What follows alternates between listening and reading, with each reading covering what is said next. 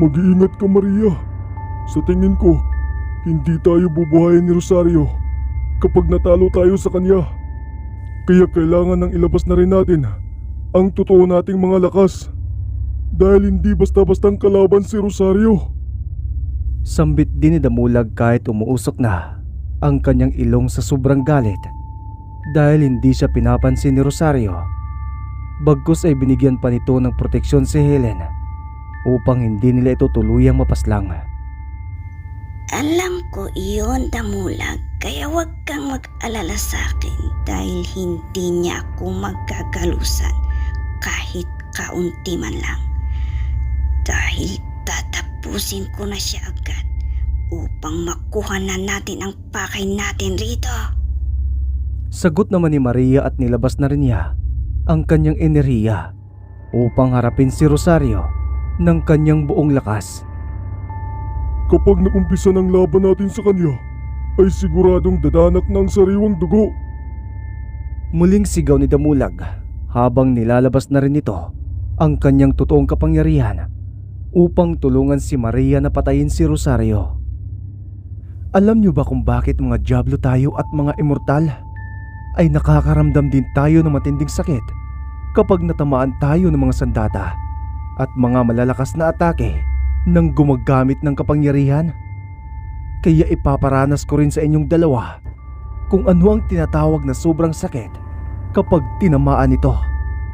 Biglang sambit ni Rosario habang patuloy pa rin ang kanyang pagkimbot habang nagsasalita ito.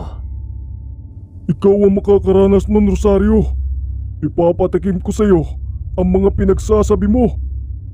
Muling sigaw ni Damulag at mabilis na siyang umatake patungo kay Rosario gamit ang kanyang palakol na lumiliyab. At habang umaatake si Damulag patungo kay Rosario, ay nakasunod naman sa kanya si Maria. Gamit naman ito ang kanyang sandatang kutsilyo na may nakabalot na kapangyarihan.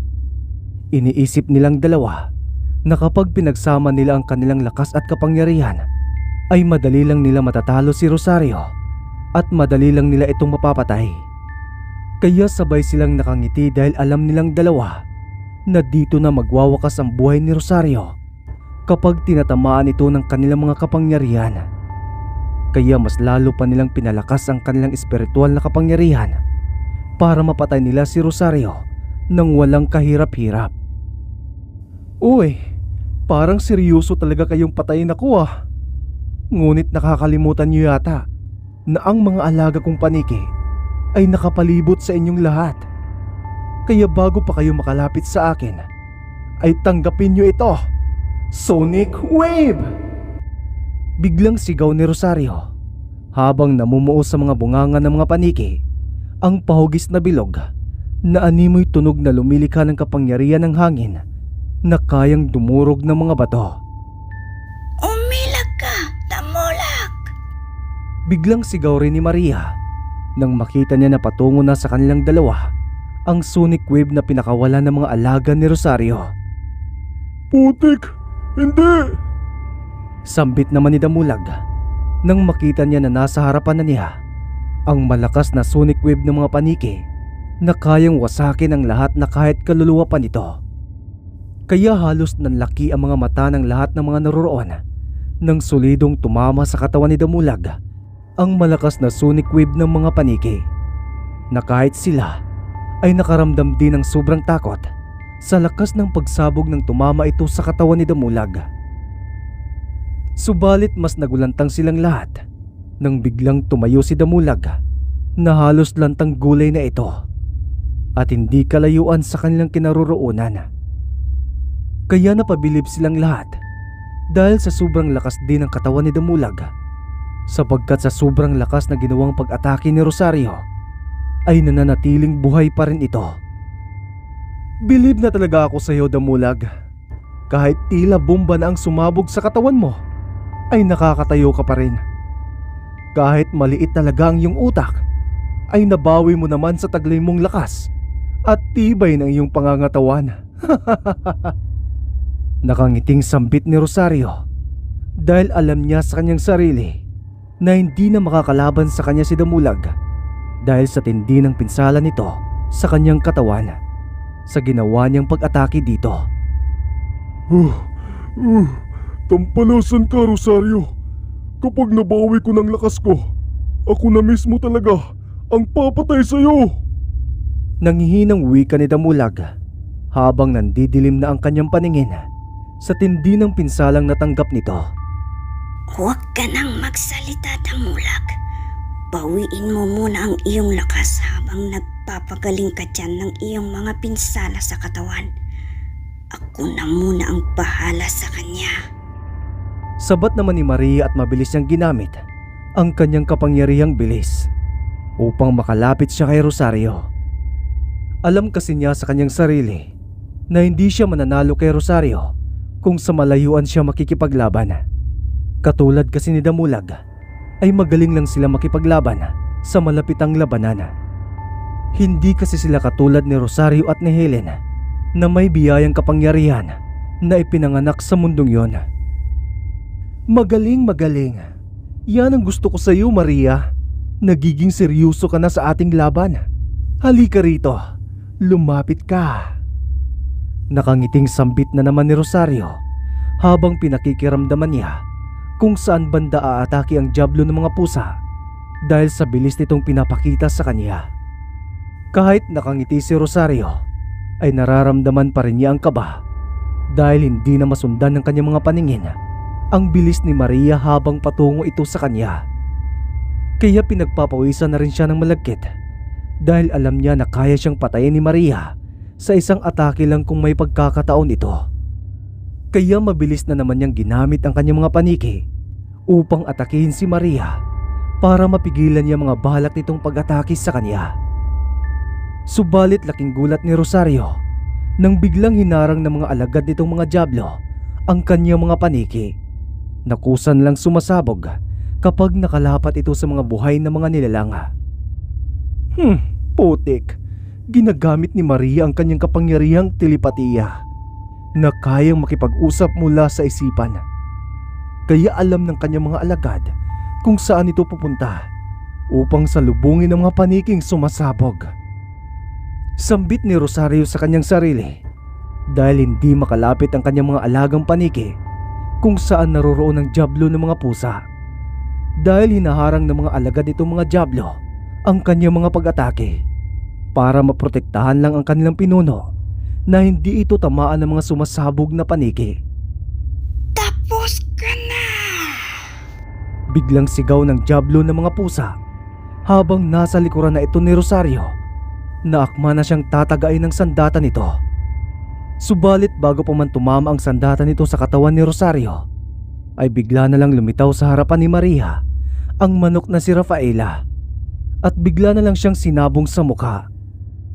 Kaya laking gulat ni Maria kung bakit bigla na lang siyang inatake ng manok, kaya hindi niya nagawa ang sorpresang pagpatay kay Rosario. Dahil doon ay nakagawa ng malakas na atake si Rosario gamit ang kanyang mga paniki at sabay-sabay na sumabog sa likuran ni Maria.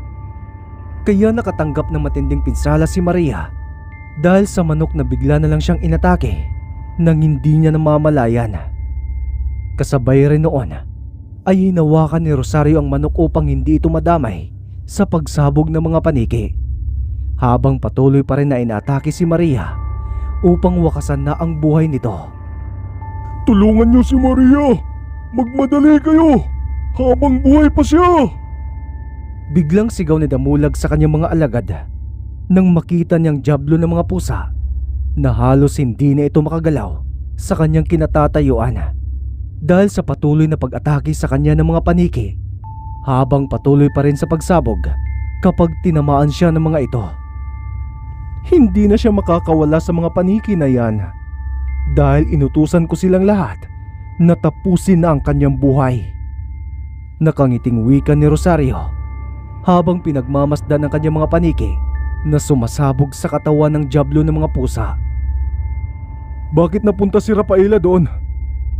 Biglang sambit naman ni Jobert nang makita niyang kanyang kapatid sa anyo ng manok na hawak-hawak ng diablo ng mga paniki. Bigla na lang niyang inatake ang diablo ng mga pusa nang akma nitong papatay ng diablo ng mga paniki kanina. Hindi namin alam kung bakit niya yung ginawa, Pinuno. Sambit naman ng tauhan ito nang makita niyang bigla na lang umalis sa kanilang likuran ang manok para atakihin ang jablo ng mga pusa.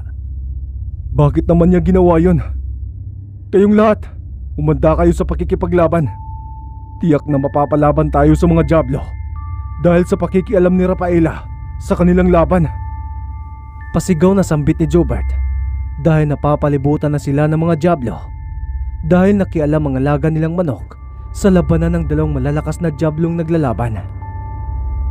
Kaya sabay-sabay na silang nagpalit ng anyo bilang mga aswang upang makipaglaban sa mga jablo na dahan-dahan ang lumalapit sa kanila. Kahit alam nila sa kanilang mga sarili na mahihirapan sila sa pakikipaglaban sa mga ito. Subalit malakas ang kanilang mga loob dahil nasa malubhang kalagayan pa ang dalawang jablo ng mga pinuno ng mga ito. Kaya madali lang nilang matatalo ang mga ito kasi nga kasing lakas lang nila ang mga ordinaryo mga jablo na papalapit sa kanila ngayon. Kaya hindi nagtagal ay nagsalpukan ang kanilang mga pangkat laban sa mga aswang at mga jablo kung sino ang mas malakas sa kanila. At habang naglalaban na ang mga ito ay napansin naman ni Rosario na tila nakita na niya ang manok na hawak-hawak niya ngayon. Kaya bigla na lang niyang itong tinanong kung nagkita na ba sila dati. Pamilyar ka sa akin, manok. Parang ikaw yata yung alaga ni Hector, hindi ba? Sinong Hector? Balik tanong naman ng manok dahil hindi niya ito nakikilala. Yung binatang lagi mong kasama na tila sinto-sinto. Dahil ang totoo niyan, ang pangalan ng batang yon ay si Hector, ang dati naming pinuno. Sagot naman ni Rosario habang pakimbot-kimbot na naman ito. Si Dongkoy palang tinutukoy mo. Hindi ako alaga nun kasi ginawa niya akong alipin at pinapahirapan ng gusto. Kahit ano na lang pinapagawa niya sa akin. Buti na lang at nakatakas na ako sa batang iyon. Sana kaya yon? Sana hindi na muling mag-cross ang aming mga landas. Nakasimangot naman na sagot ng manok dahil sa tuwing naalala niya na ginawa siyang panabong na manok ay kumukulo ang kanyang dugo kay Dongkoy. Oo, siya nga. Siya nga pala. Salamat nga pala kanina sa ginawa mong pagtulong sa akin. Kung hindi mo siguro ako tinulungan kanina, ay nakahandusin ang aking katawan sa lupa. Seryosong tugon naman ni Rosario dahil kung hindi siya nito tinulungan kanina, ay siguradong nahati na sa maraming piraso ang kanyang katawan kanina. Pagkatapos nabigkasin ni Rosario ang katagang yon, ay bigla siyang nakaramdam ng matinding enerhiya na papalapit sa kanila. At halos tila naging bato siya na nakatingin kung saan direksyon nagmumula ang matinding enerhiya na yon. Na kahit si Helen ay nararamdaman din yon. Kaya bigla siyang napatayo dahil alam niya kung kaninong malakas na enerhiya na yon ang paparating sa kanilang kinaroroonan. Si Saturnino. Paparating na siya. Pagkabigkas ni Helen ng pangalan ni Saturnino, ay biglang sumabog ang lahat ng mga paniki sa paligid ni Maria. Kaya nagulat ang mga naroroon dahil sa sobrang lakas ng enerhiya na pumapalibot sa kanila ngayon, na kahit mga paniki na may malakas na enerhiya ay sumabog ng walang kahirap-hirap. Hindi ko akalain na pati ikaw, Rosario, ay pagtataksilan mo ako. Kaya ihanda mo ng iyong sarili para sa kaparusahang ipapataw ko sa iyo. Seryosong sambit ni Saturnino habang inaakay nito ang katawan ni Maria na halos lantang gulay na ito sa daming paniki na sumabog sa kanyang katawan. Mabuti naman at nandito na ang huwad naming pinuno. Dahil sa kasinungalingan mo sa amin ay nagawa naming magtaksil kay Hector. Alam ko naman na iyon talaga ang pakay mo dahil sinasadya mo talaga na magpahuli sa pagpunta rito. Para sa pagdating mo dito ay mahina na kami at walang mga lakas para labanan ka. Alam ko na rin na tatapusin mo kaming lahat kapag may pagkakataon ka. Dahil nais mong ikaw lang ang diablong rerespetuhin ng lahat para pamunuan ang buong mundo ng mga tao. Alam ko rin na natatakot ka sa amin kasi alam mo sa iyong sarili na kami lang ang may kakayahan na tumbasan ang iyong lakas at kapangyarihan. Kaya gusto mo na ring burahin kami sa mundong ito para wala nang humarang sa iyong pangarap na pamunuan ang buong mundo. Hindi ba huwad naming pinuno na iyon naman talaga ang pakay mo dati pa? Kaya nagawa mong pagtaksilan si Hector para makuha mo ang pamumuno sa lahat ng mga Diablo. Pagkatapos ay kami naman ang isusunod mo. Mahabang salaysay ni Rosario kay Saturnino dahil iyon ang nararamdaman niya bago siya tumiwalag sa pamumuno nito.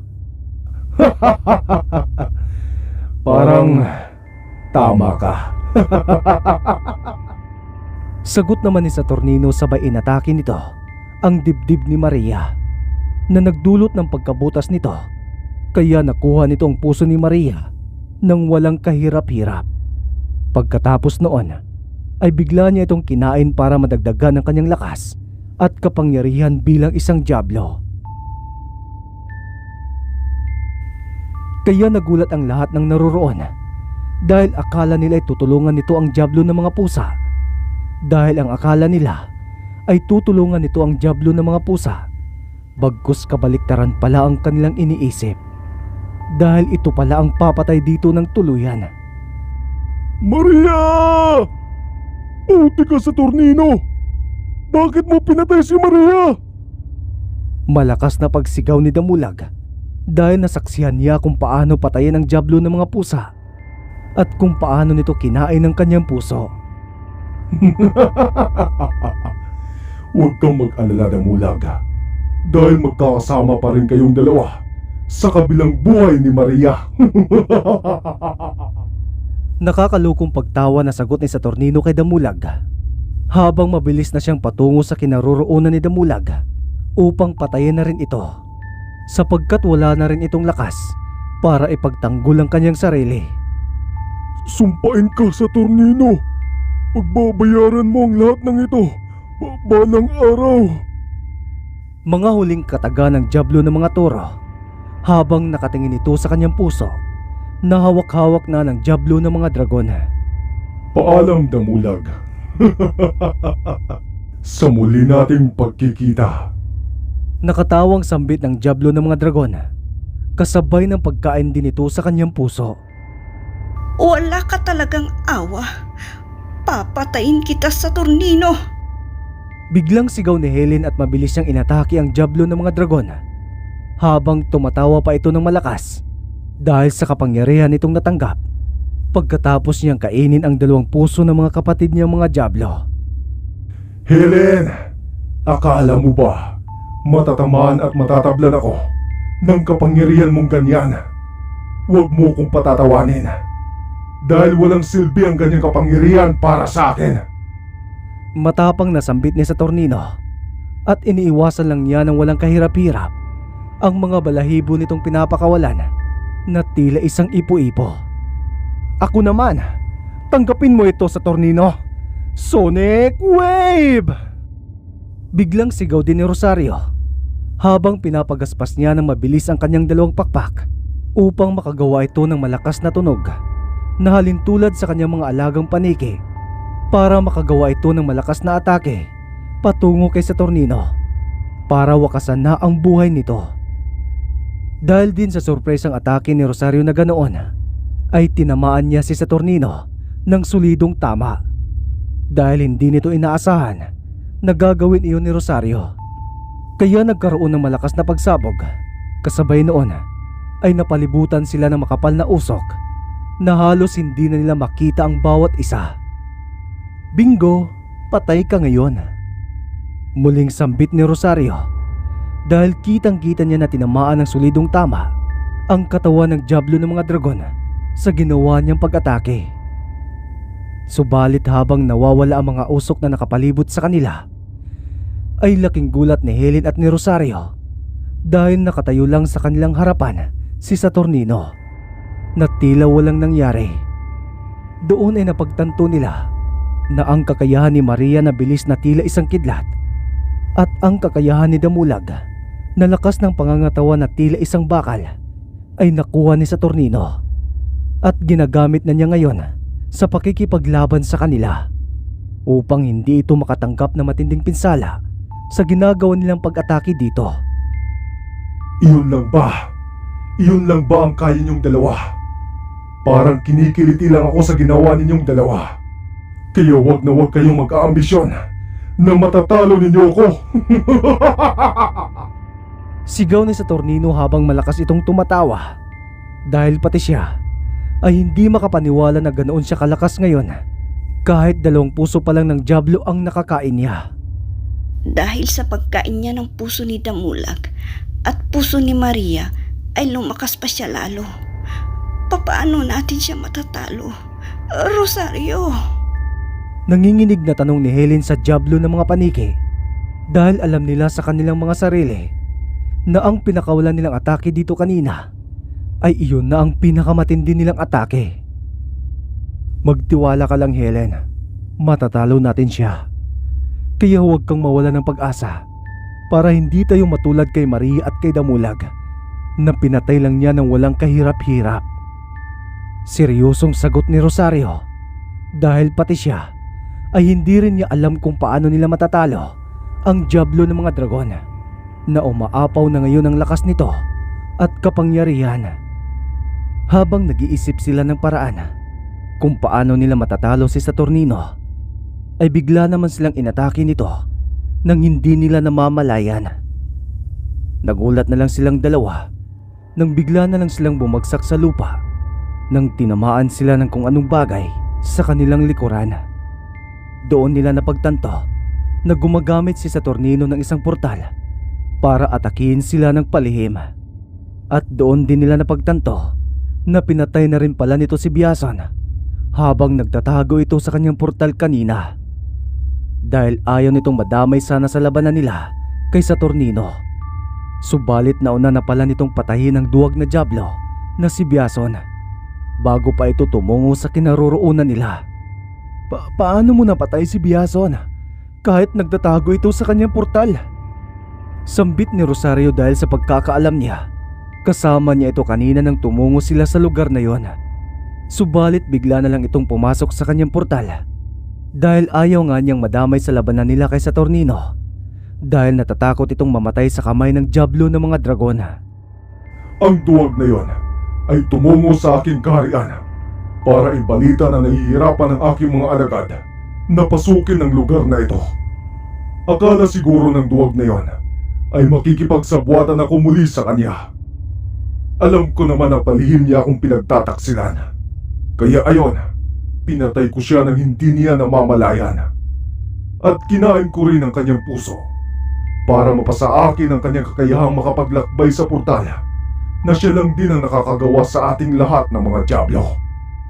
Nakangiting wika ni Saturnino habang pinagmamalaki pa niya na pinatay nito si Biason nang walang kahirap-hirap. At kinain niya pa ang puso nito ng walang awa. Kaya pala hindi ko na nararamdaman ang presensya ng traidor na yon. Mabuti na lang at pinatay mo na siya. Dahil kung hindi mo siya pinatay, ay ako na mismo ang papatay sa kanya. Sabat naman ni Rosario kahit nahihirapan na siyang tumayo dahil sa lakas ng natanggap niyang atake mula kay Saturnino kanina. Huwag kang mag-alala, Rosario, dahil mapapatay mo pa rin siya sa kabilang buhay. Dahil ipapadala na rin kita doon. Sagot naman ng Diablo ng mga dragon at dahan-dahan na siyang lumalapit sa kinaroroonan ng mga ito kung saan sila tumilapon ni Helen. Akala mo ba na ganoon mo lang ako kadaling mapapatay, Saturnino? Nagkakamali ka kung iyon ang inaakala mo.